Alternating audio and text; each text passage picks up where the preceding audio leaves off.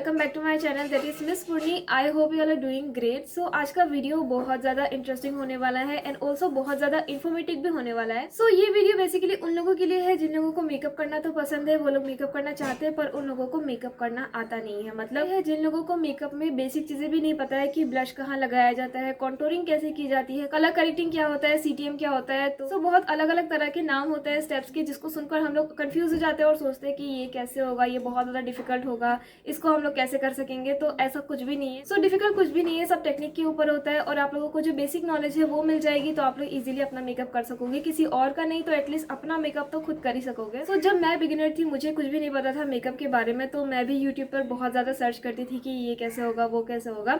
तो उस टाइम पर मुझे यूट्यूब में एक भी इस तरह का डिटेल वीडियो नहीं मिला जिसमें मेरे सारे डाउट्स क्लियर हो जाए एक ही वीडियो में। तो इसीलिए मैंने सोचा कि इस तरह का एक वीडियो बनाना चाहिए जिसमें मैं आप लोगों के सारे डाउट्स क्लियर कर सकूं। एंड आई एम श्योर इस वीडियो को देखने के बाद मेकअप की जो बेसिक चीजें होती है उसके बारे में आप लोग क्लियर हो जाओगे। सो इस वीडियो को बिल्कुल भी स्किप मत कीजिएगा, स्टार्टिंग से लेकर एंड तक वीडियो को कंटिन्यूसली देखिएगा क्योंकि इस वीडियो में आप लोगों को काफी कुछ सीखने को मिलेगा। एंड अगर आप स्किप करके देखोगे तो कोई ना कोई स्टेप मिस हो जाएगा और बाद में आपको प्रॉब्लम होगा। So without wasting any more time, let's watch out the video. जो लोग बिगिनर होते हैं, जिनको बिल्कुल भी नहीं पता होता है कि मेकअप कैसे किया जाता है, तो वो लोग बहुत ज़्यादा कंफ्यूज रहते हैं इन सब चीज़ में, जैसे कि सीटीएम क्या होता है, कलर करेक्टिंग कैसे किया जाता है, कॉन्टोरिंग कहाँ किया जाता है, ब्लश कैसे लगाया जाता है, एंड ऑल्सो आई मेकअप कैसे किया जाता है। ये तो मोस्टली प्रॉब्लम होता है सब लोगों को। वन बाय वन हम लोग सारे डाउट्स क्लियर करते जाएंगे एंड डाउट्स क्लियर करते हुए मैंने इस तरह का मेकअप लुक क्रिएट किया है, यू कैन सी। मेकअप मैंने बहुत सिंपल तरीके से किया है जिससे कि आप लोगों को कोई कंफ्यूजन ना हो। आई मेकअप भी मैंने बहुत सिंपल तरीके से किया है, कोई कट क्रीज वगैरह नहीं किया है। मैंने देखकर लग रहा होगा कि यहाँ पर मैंने कट क्रीज किया है, पर कट क्रीज नहीं है, जस्ट मैंने लिक्विड आई शेडो को अप्लाई किया है। मेकअप का सबसे पहला स्टेप होता है सीटीएम एंड बहुत सारे लोग कंफ्यूज होते हैं कि सीटीएम क्या है। CTM just cleansing, toning and moisturising का शॉर्ट फॉर्म है। और सीटीएम हम लोग जस्ट मेकअप करते टाइम नहीं करते, हम लोग रेगुलरली भी करते हैं। हम लोग मुंह धोते हैं, टोनर लगाते हैं, मॉइस्चराइजर लगाते हैं, बस वही है सीटीएम और इसमें और कुछ भी नहीं है। सीटीएम में सबसे पहले आता है क्लेंजिंग, और क्लेंजिंग का मतलब होता है अपने फेस को साफ करना। आप अपने स्किन टाइप के अकॉर्डिंग किसी भी फेस वॉश से अपना मुंह धो लीजिए, बस वही होता है क्लेंजिंग, इससे ज्यादा और कुछ भी नहीं है। मेरे हिसाब से क्लेंजिंग बहुत ज्यादा इंपॉर्टेंट होता है मेकअप करने से पहले, क्योंकि अगर हम लोगों का फेस जो है वो क्लीन नहीं होगा, उसके ऊपर हम लोग मेकअप वगैरह लगा लेंगे तो बाद में हम लोगों को ही पिंपल वगैरह की प्रॉब्लम होगी। तो इसीलिए मेकअप करने से पहले फेस जो है वो क्लीन होना बहुत ज्यादा इंपॉर्टेंट है। इसीलिए क्लेंजिंग बहुत ज्यादा जरूरी होती है। एंड सीटीएम में नेक्स्ट होता है टोनिंग, और टोनिंग का मतलब होता है सिंपली टोनर अप्लाई करना। टोनर जो है वो स्किन को काफी ज्यादा हाइड्रेट कर देता है, जो कि स्किन के लिए काफी अच्छा होता है। सीटीएम में एम का मतलब होता है मॉइस्चराइजिंग, और मॉइस्चराइजर का मतलब होता है किसी भी मॉइस्चराइजर को लगाना। और मॉइस्चराइजर को लगाने का मतलब आप अपने स्किन टाइप के अकॉर्डिंग ही मॉइस्चराइजर को पिक कीजिए और अप्लाई कीजिए, क्योंकि अगर आप अपने स्किन टाइप के अकॉर्डिंग नहीं होगा तो फिर कुछ गड़बड़ हो जाएगा। अपने स्किन टाइप के अकॉर्डिंग मॉइस्चराइजर अप्लाई करना चाहिए। सीटीएम के बाद मैंने सनस्क्रीन अप्लाई किया है, क्योंकि सनस्क्रीन तो हमेशा ही इंपॉर्टेंट होता है, चाहे आप स्किन केयर करो या मेकअप करो। और मेकअप करके आप कहीं बाहर ही जाओगे, ऑब्वियसली घर पर तो आप मेकअप करके नहीं बैठोगे, और जब भी आप बाहर जाओगे तो सन तो हमेशा अवेलेबल रहेगा ही, तो सनस्क्रीन हमेशा ही इंपॉर्टेंट होता है। सनस्क्रीन के बाद मैंने प्राइमर अप्लाई किया है, इल्यूमिनेटिंग प्राइमर। अब प्राइमर लगाना क्यों जरूरी है, तो ये जानना बहुत ज्यादा जरूरी होता है कि कोई भी स्टेप हम लोग करते हैं तो उसको क्यों करते हैं, इससे क्या फायदा होगा। प्राइमर हम लोग इसीलिए अप्लाई करते हैं क्योंकि हमारे फेस पर पोर्स होते हैं। पोर्स का मतलब है जब गर्मी में हम लोगों को जब स्वेटिंग होती है तो सबसे ज्यादा फेस पे जहाँ पर पसीना आता है उस जगह हमारे सबसे ज्यादा पोर्स होते हैं। किसी किसी के फोरहेड में सबसे ज्यादा पसीना आता है या नाक में पसीना आता है, मुझे सबसे ज्यादा पसीना इस एरिया में आता है, मतलब इस एरिया में मेरे सबसे ज्यादा पोर्स है। और पोर्स को हाइड करने के लिए, ओपन पोर्स को फिल करने के लिए हम लोग प्राइमर अप्लाई करते हैं। अगर हम लोग प्राइमर अप्लाई किए बगैर फाउंडेशन अप्लाई करते हैं तो हमारे पोर्स से जब ऑयल रिलीज होगा तो फाउंडेशन अपनी जगह से हट जाएगा, क्रीसेस पड़ने लगेंगे, तो बहुत ज्यादा बुरा कंडीशन हो जाएगा। तो इसीलिए हम लोग प्राइमर अप्लाई करते हैं। एंड ऑल्सो प्राइमर फाउंडेशन के नीचे एक लेयर प्रोवाइड करता है जिससे कि फाउंडेशन अच्छे से ब्लेंड हो जाता है और बहुत ज्यादा फ्लॉलेस दिखता है। प्राइमर अप्लाई करने के बाद मैंने कलर करेक्टिंग की है। अब कलर करेक्टिंग भी बहुत ज्यादा इंपॉर्टेंट स्टेप होता है मेकअप में। कलर करेक्टिंग कैसे करनी चाहिए, कौन सा कलर किस चीज के लिए होता है, वो सब जानना बहुत ज्यादा जरूरी है। कलर करेक्टिंग में ऑरेंज कलर जो है वो हम लोग तब यूज करते हैं जब हमारा डार्क स्पॉट जो है वो बहुत ज्यादा डार्क होता है, तब हम लोग ऑरेंज करेक्टर यूज करते हैं। एंड अगर फेस पे बहुत ज्यादा रेड कलर के डार्क स्पॉट है, जैसे कि नए पिंपल्स जो होते हैं वो रेड कलर के होते हैं, तो उसको हाइड करने के लिए हम लोग ग्रीन कलर करेक्टर यूज करते हैं। ग्रीन कलर करेक्टर जो है वो रेड डार्क स्पॉट के लिए होता है। अगर आपके डार्क स्पॉट जो है वो बहुत ज्यादा डार्क नहीं है, मतलब नॉर्मल कलर में है, नॉर्मल कंडीशन में है, तो उसको आप पीच कलर करेक्टर से भी करेक्ट कर सकते हो। एंड अगर आपके फेस पे डार्क स्पॉट वगैरह नहीं है, जस्ट थोड़े बहुत डार्क सर्कल है, वो भी नॉर्मल कलर में है, तो उसको सही करने के लिए आपको एग्जैक्ट अपनी स्किन शेड का करेक्टर यूज़ करना पड़ेगा, उससे आपके डार्क सर्कल्स जो है वो सही हो जाएंगे।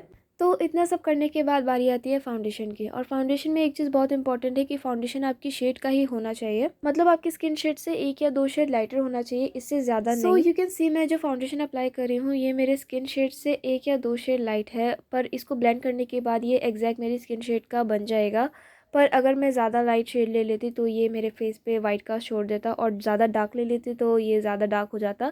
तो इस बात का ध्यान रखिएगा। एंड फाउंडेशन को ब्लेंड करने के लिए आपको हमेशा डैम ब्यूटी स्पंज यूज़ करना है। डैम ब्यूटी स्पंज मीन्स आपको स्पंज को भिगाकर उसका सारा पानी स्क्वीज़ कर लेना है, तो बन जाता है आपका डैम ब्यूटी स्पंज। इससे फाउंडेशन बहुत अच्छी तरह से ब्लेंड हो जाता है। मेक श्योर आप अपने हेयर लाइन एरिया में बहुत अच्छी तरह से ब्लेंड कीजिएगा। So you can see foundation कितनी अच्छी तरह से ब्लेंड हो गया है, एंड अब ये मेरी स्किन शेड से भी मैच कर रहा है। सो नेक्स्ट बारी आती है कंसीलर की। सो कंसीलर को बेसिकली हम लोग हाईलाइटिंग पर्पज़ के लिए यूज़ करते हैं। इससे हमारा under eyes area, tip of nose जो है काफ़ी ज़्यादा हाईलाइटेड लगता है।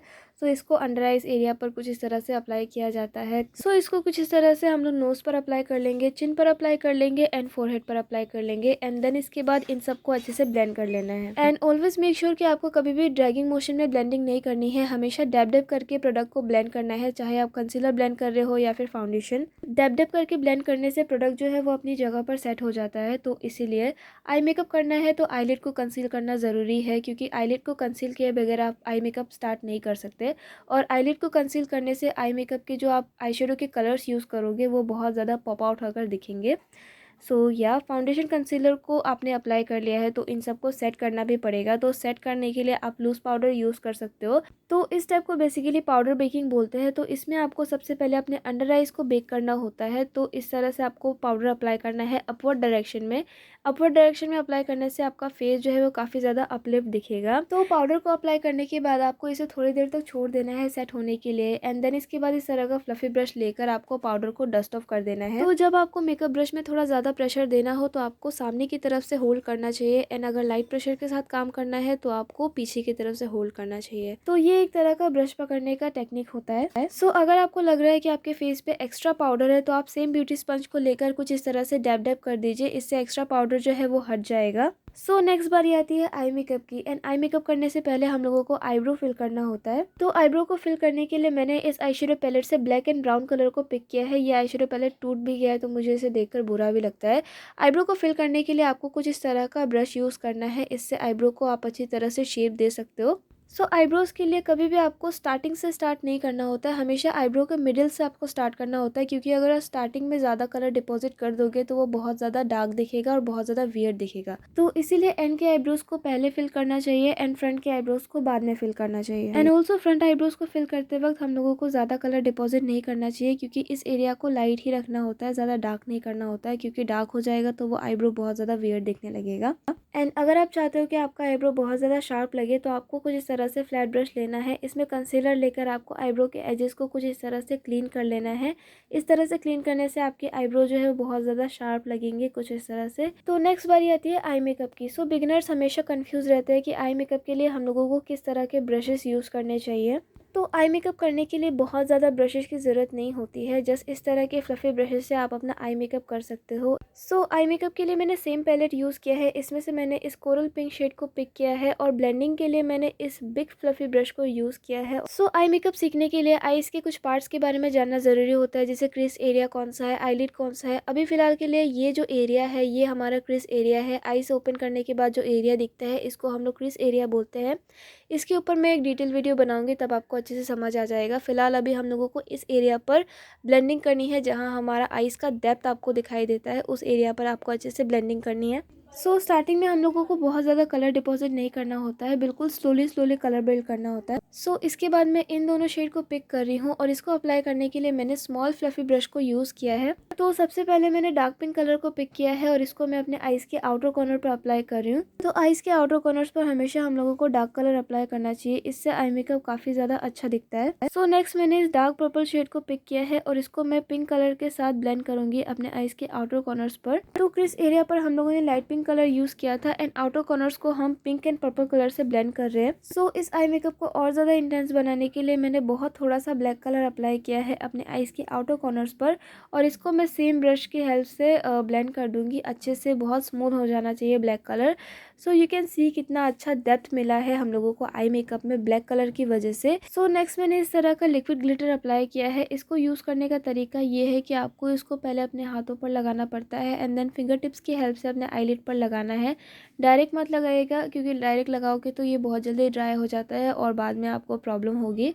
सो ये लगाने का बहुत ईजी तरीका है, इसीलिए मैंने आपको बताया, क्योंकि अगर मैं लूज ग्लिटर वगैरह लगाती तो फॉल आउट होता और आपको बाद में प्रॉब्लम होता, तो इसीलिए।